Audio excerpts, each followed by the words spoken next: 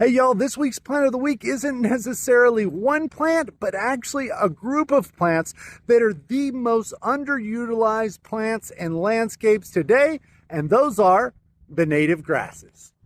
The switchgrasses are some of the larger native grasses, topping out at 5 to 6 feet tall. They thrive in full sun to part sun and work well in landscapes as background plants or as accents and even specimens. Now, one of the most popular native grasses that you've probably seen in landscapes is the Gulf muley, also referred to as pink muley, for these beautiful open and airy inflorescence and seed heads that look incredible in the fall, but also persist through the winter months. They typically get about 3 feet by 3 feet and thrive in full sun to part sun.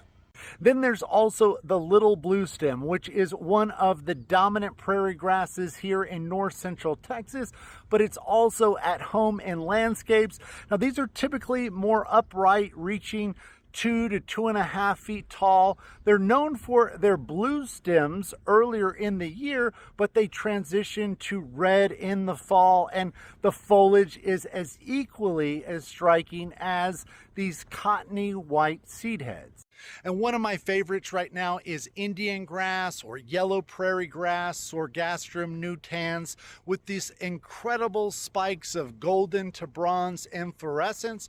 This time of year and dusk, to me, it's got that shimmering metallic look like spears stuck in the ground. It'll do full to part sun, even a little bit of shade, and again adds perfect contrast and movement like all of our other native grasses. You've got to use them in the landscape if you're not, and we have plenty of all these and more in stock this week at Rooted In.